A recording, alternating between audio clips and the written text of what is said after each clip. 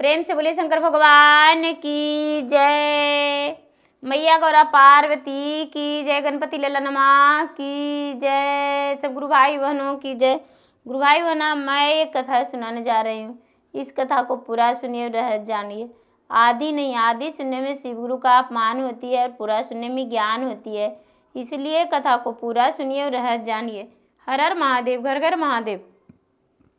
गुरु भाई बहना, एक किसान थे और उनके 2 बैल थे। गुरु भाई बहना, वो किसान खेती किया करते थे और खेती करके उनका भरण पोषण होता था। किसान का एक बेटा था और किसान की पत्नी थी। उनके 2 बैल थे, किसान थे। गुरु भाई बहना, कुल मिलाकर उनके 5 परिवार थे। किसान अपने दोनों बैलों का बेटा की समान मानते थे, क्योंकि उनका पूंजी वही था, उसी से उनका भरण पोषण होता था। एक दिन का बात है गुरु भाई बहना कि किसान प्रतिदिन की तरह खेत में बैल लेकर गए अपने हल चलाने।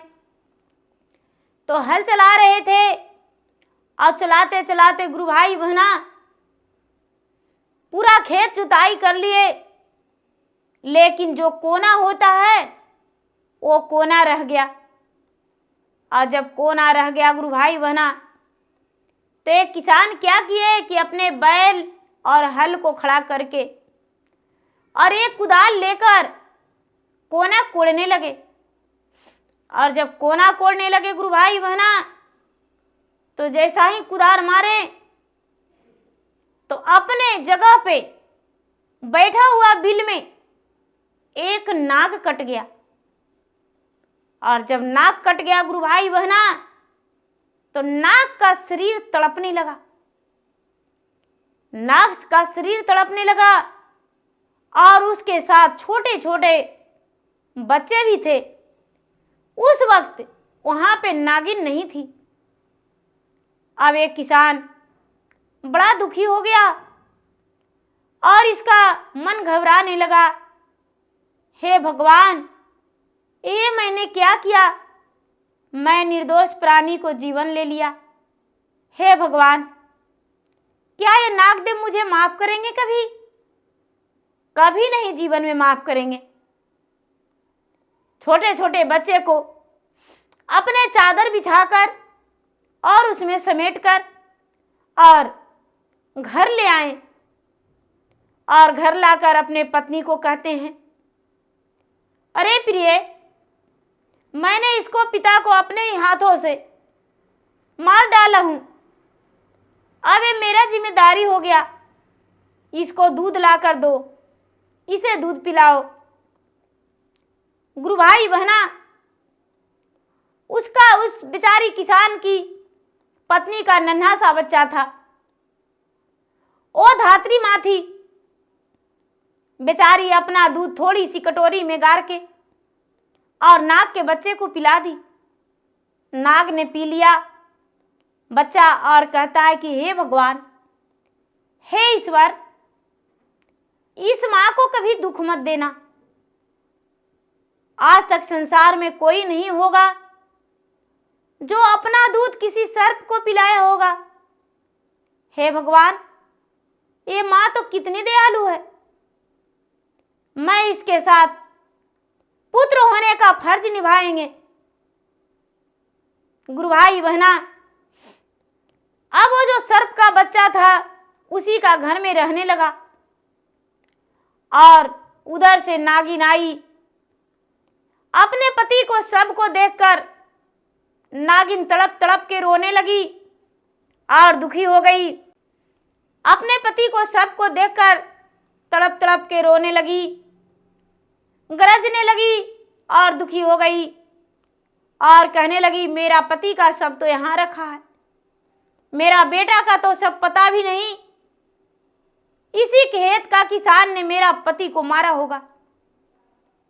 लेकिन उसे समझ में नहीं आ रहा था कि आखिर कैसे। गुरु भाई बहना, दूसरा दिन उसी खेत में किसान गया काम करने। इसका कुदाल में रक्त लगा हुआ था नाक का। नागिन का नजर पड़ गया। नागिन कहती है कि कोई बात नहीं, रुको, मैं अपना बदला तो लेकर रहूंगा। बिना बदला लिए मैं रहने वाला नहीं हूं। तूने मेरा पति को मार डाला है, मैंने तेरा सारा परिवार को भस्म कर देंगे। तेरा 2 बैल है, तेरा पुत्र है, तेरा पत्नी है, तुझे तो तड़पने के लिए छोड़ देंगे, लेकिन तेरा सारा परिवार को शमशान बनाकर छोड़ देंगे। गुरु भाई बहना, मन ही मन नागिन सोच रही है, क्रोधित में पति का बदला लेने के लिए उसका रक्त दौड़ रहा है शरीर में। अब गुरु भाई बहना, बच्चे को तलाश में भी इधर उधर लगी, लेकिन बच्चा कहाँ मिलता। बच्चा तो किसान के घर में खुश था। धीरे धीरे समय बीतता जा रहा था, समय बीतता जा रहा था। एक दिन नागिन उसके घर गई और घर जाकर और उसका सोया हुआ बच्चा था, बच्चा को जाकर पांव में डांस लिया। पांव में डांसकर और निकल गई। किसान को नजर पड़ा गुरु भाई बहना, तो देखता है बेचारा किसान कि मेरा बच्चा का ये लगता है डांस लिया है। कमरा में मेरा बच्चा सोया हुआ था जमीन पे, जरूर ये नागिन डांस ली है। यही नागिन होगी, उस नाग का पत्नी। हे भगवान, सचमुच में जाकर देखा तो उसका बच्चा तो मर गया था तुरंत। बेचारा किसान बहुत भाग दौड़ किया, लेकिन वो बच्चा नहीं बचा। अब गुरु भाई बहना, एक किसान कहता है नाग का बच्चा का, देखो तुम ही दोनों मेरा बेटा रहोगे, क्योंकि मेरा बेटा तो मर गया। तुम्हारा मां ने मेरा बेटा को डांस लिया, लेकिन गलती से तेरे पिता का मेरे हाथों मौत हो गया था, तो तेरे पिता के भरपाई मुझे करना होगा। तेरी मां की तरह मैं नहीं हूं। तेरे मां तो अपने पति का बदला लिया, तू ही मेरा पुत्र है। और नाग को बेटा बेटा कह के पुकारने लगा। गुरु भाई बहना, अब तो बेचारी वो जो किसान की पत्नी थी, उसको बेटा भी दूध पीने वाला नहीं रहा, वो दूध मुहा बच्चा था। अब बेचारी सुबह शाम दिन दोपहरिया जब भी उसका दूध उभरता, बेचारी एक कटोरी में गार कर नाग को बच्चा को पिला देती थी। गुरु भाई बहना, अब नाग के ऊपर दूध का कर्ज रह गया। नाग के ऊपर एक मां का दूध का कर्ज रह गया। अब बेचारा नाग जो था बड़े चिंतित रहता था कि मैं करूं तो क्या करूं, अपने मां का कर्ज कैसे उतारूं। जो मां मुझे जन्म दिया वो तो दूध पिलाई नहीं, लेकिन एक मनुष्य होकर भी मुझे मां दूध पिलाती है रोज। जो मां मुझे जन्म दिया वो तो कभी दूध पिलाई नहीं, और जो मेरी मां नहीं थी, मां होने का फर्ज अदा कर रही है। गुरु भाई बहना, ये नागिन जो थी, नागिन एक दिन फिर एक किसान को डांसने के लिए उसका घर गई। देखती है, अरे मेरा बच्चा तो दोनों इसी के पास है, और ये किसान की पत्नी अपना दूध गार कर मेरा बच्चे को पिला रही है। वाह, मैंने कितना बड़ा पाप कर दिया। हे ईश्वर, ये किसान से लगता है मेरे पति का हत्या गलती से हो गया था, लेकिन मैंने इसका बेटे का डांस लिया, बेटे का तो ये जमीन में गाड़ दिया। अब मैं क्या करूं भगवान, मैं बेजुबान हूं, मैं बोल भी नहीं सकता हूं। हे भगवान, ओ बेचारी नागिन जो थी, नागिन लौट गई और लौटकर और बहुत प्रायश्चित करने लगी, और प्रतिदिन उसका घर जाने लगी छुप छुपाकर अपने बेटे को देखने के लिए। लेकिन बेटा जब भी देखता था तो अपने माँ से मुंह फेर लेता था, कहता था माँ तू निर्दयी हो, मेरा भाई का तूने डांस लिया। एक थान में वो दूध पीता है माँ, उसी थान में मैं भी दूध पीता हूं, और तूने उसे डांस लिया, मार दिया। माँ तू मेरी माँ नहीं हो सकती है। गुरु भाई बहना, बेचारी नागिन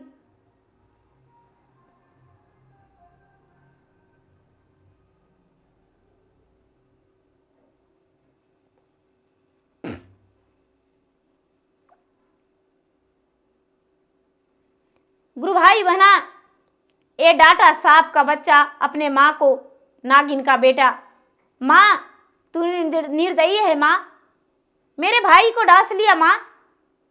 मेरा माँ ने जिस थान में मुझे पिलाती है उसी थान में अपने बेटे को पिलाती थी, बेटा बना के मुझे रखा माँ, लेकिन तूने क्या किया। नागिन बड़ी पछतावा किया, और पछतावा करते करते कुछ दिन बिताई, साल 2 वर्ष 3 वर्ष 4 वर्ष। लेकिन गुरु भाई बहना, ये नागिन क्या करने लगी, प्रतिदिन शिव मंदिर जाने लगी और शिव मंदिर में कहने लगी कि हे भोलेनाथ, मैंने तो गलती किया हूं, लेकिन मेरा गलती का पछतावा है, एक ही वरदान मुझे दीजिए। मैं चाहता हूं कि किसान का पत्नी का ओद्र से एक पुत्र जन्म ले ले और उसका कुल का नाम बढ़े। गुरु भाई बहना, ये विनती करने लगा। रानी 1008 बार ये नागिन जाती थी मंदिर में और परिक्रमा करती थी, पूरा शिव का मंदिर का 1008 बार परिक्रमा करके, और 1.25 घंटा पूरब की ओर खड़ी होकर और भगवान भोलेनाथ के ध्यान लगाकर प्रार्थना करती थी कि हे भगवान, मेरा कहना सुन लो और किसान का पत्नी का एक पुत्र दे दो। समय बीतता गया, समय बीतता गया। गुरु भाई बहना, लगातार 1 वर्ष नागिन तपस्या किया, भगवान के मंदिर के पास 1008 बार परिक्रमा करती थी और 1.25 घंटा पोछ पर खड़ी रहती थी। भगवान ने इसका पुकार को स्वीकार कर लिए और किसान की पत्नी गर्भवती हो गई। जब किसान की पत्नी गर्भवती हो गई गुरु भाई बहना, तो 9वां महीना के बाद किसान का पत्नी का सुंदर पुत्र जन्म लिया। जब किसान का पत्नी का सुंदर पुत्र जन्म लिया, तो ये जो नागिन थी वो नागिन देखने गई। जब देखने गई तो नागिन का बच्चा कहता है कि आप फिर तू आई हो उसे डांसने को लिए। मां, मैं ऐसा होने नहीं दूंगा। गुरु भाई बहना, ये जो नागिन थी, इच्छाधारी नागिन थी, इसके पास मणि था। क्या कि बच्चे को देखकर इसका दिल खुश हो गया और एक स्त्री, सुंदर स्त्री का रूप धारण करके और किसान के आगे जाकर कहता है कि हे किसान भाई, आज मैं तुम्हारे घर आया हूं, कभी तो आया था नहीं, लेकिन एक बात मैं बताना चाहता हूं। जो तूने जिस नाग का बच्चा का रखा है उस पे कभी विश्वास मत करना। कभी भी खतरे में तुम पड़ सकते हो। किसी का पांव से चपचाएगा तो डांस लेगा, लेकिन मैं तुम्हें एक सामान देता हूं। किसान बोला, क्या? लो नागमणि, इस मणि को जिस स्थान पे मेरा डांस ले नाग, मेरा बेटा, उसी स्थान पे इसे सटा देना। वो विष खत्म हो जाएगा और वो लड़का जी जाएगा, या कोई जीव रहेगा जी जाएगा। और इस मणि को अपने घर से कभी मत हटाना, अपना घर में इसे संभाल कर रखना, कभी भी इसे नजर से दूर मत करना। तेरा घर में अन्न धन संपत्ति सब भरा रहेगा। गुरु भाई बहना, किसान कहता है कि आखिर आप कौन हो, मुझे बतला दो। ये नागिन कहती है कि यदि बताएंगे तो तुम्हारा खड़े हो जो जमीन है वो घिसक जाएगा। एक किसान बोला, मैं मजबूत दिल वाला हूं, तुम मुझे बता कर देखो, मैं तुम्हें मान सम्मान दूंगा। गुरु भाई बहना, ये नागिन अपना रूप में आकर और कहती है कि देखो मैं कौन हूं। किसान का तो पूरा सारा रोमा गिर गया शरीर का और कहता है कि हे नागिन, गलती से तेरे पति का हत्या हो गया था, यदि डांसना चाहती हो तो मुझे डांस लो, लेकिन तेरे पुत्र का मैंने बहुत ख्याल रखा है। तेरे पुत्र को मैंने अपने पत्नी का दूध पिलाया हूं। गुरु भाई बहना, इतना कहकर बेचारी वो जो नागिन थी, नागिन भोलेनाथ के मंदिर गई, वहां से चल गई और जाकर कहती है कि हे भगवान, मेरा आश्रय पूरा हुआ और मैंने जो गलत किया था उस गलती को सुधार दिया और जो धन मेरे पास था वो मैंने उसे सौंप कर आ गया हूं। आप मेरा मृत्यु दे दीजिए भगवान। गुरु भाई बहना, ये जो नागिन थी, नागिन का शिव मंदिर के द्वार पे मृत्यु हो गया। लोग कहने लगे कि एक बहुत बड़ा सर्प मरा हुआ है शिव के मंदिर पे। एक किसान गया तो देखता है कि अरे सचमुच में ये शिव मंदिर के पास मरा हुआ है एक सर्प, और इस सर्प को कोई और नहीं, वही नागिन है। गुरु भाई बहना, चंदन के लकड़ी काट कर बेचारा किसान उसका सारा रचाया और उसे अग्नि संस्कार करके ब्राह्मणों को भोजन कराया, उसका कर्मठ किया। गुरु भाई बहना, अब जो ये सर्प था, ये सर्प अपने दूध के कर्ज उतारने के लिए अपने भाई के, जो किसान का बेटा था, उसको आगे पीछे रहता था, साथ साथ चलता था, उसका हर संकट से बचाता था। धीरे धीरे जब वो किसान का बेटा बड़ा हो गया तो ये नाग कहने लगा, पिताजी,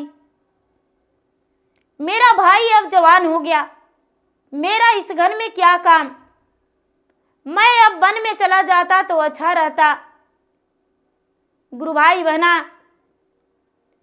एक किसान जो थे कहने लगे, बेटा, जब कोई वक्त जरूरत पड़ेगा तो मैं तुझे पुकारूंगा, जा तू वन में जा सकता है, क्योंकि कभी भी तुम्हें कोई मार देंगे तो अच्छा नहीं होगा। बेटा जाओ, लेकिन मेरे बेटा का साथ मत छोड़ना। गुरु भाई बहना, वो जो नाग था वो नाग वन में चला गया, जंगल में चला गया, लेकिन जंगल में जाकर वो भगवान के मंदिर में तपस्या में लग गया कि हे भगवान, जब मेरा मृत्यु देना तो उसी किसान के पुत्र मुझे बना देना, क्योंकि मैंने उसका दूध पिया हूं, तो उसका दूध का कर्ज मुझे उतारना है। गुरु भाई बहना, हजारों वर्ष तपस्या किया, नाग का जब मृत्यु हुआ तो उसी किसान फिर से जब मृत्यु हुआ, फिर से वो मनुष्य तन में जन्म लिया, तो उसी किसान की पत्नी के ओद्र से सर्प पुत्र बन के जन्म लिया और उसका हर खुशियां, हर हौसला को पूरा किया। जो कोई बेटा नहीं करता था, वो बेटा अपने माँ को दूध का कर्ज पुराने के लिए वो नाग जो था वो बेटा बन के पुराया। तो गुरु भाई बहना, मेरा वीडियो अच्छा लगे तो मेरा वीडियो को लाइक करें, शेयर करें, और मेरे चैनल पर यदि नए हैं तो मेरे चैनल का सब्सक्राइब करें और शेयर करें। धन्यवाद। हर हर महादेव, घर घर महादेव। प्रेम से बोलिए शंकर भगवान की जय।